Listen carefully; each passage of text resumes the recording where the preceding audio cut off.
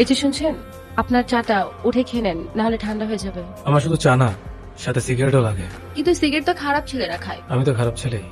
কিন্তু বাবাজি বললো আপনি ভালো ছেলে। না পারিয়ে লাইটটা খুঁজে দেন। এখন থেকে এই বাসায় থাকতে হলে আমার কথা মতো চলতে হবে। এখন থেকে আপনার সিগারেট খাওয়া বন্ধ।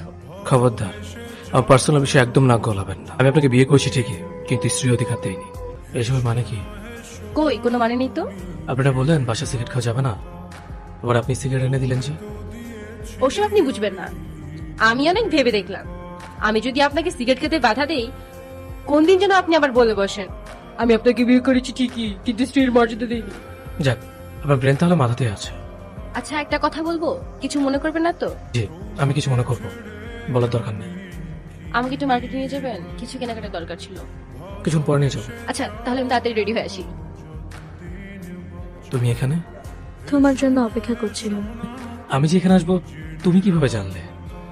এখানে একদিন আসার পর পুরনো সেই ওয়েটারটি বলল তুমি নাকি এখানে মাঝে মধ্যে আসো, তাই আমি তোমার সাথে দেখা করার জন্য রোজ এখানে অপেক্ষা করি।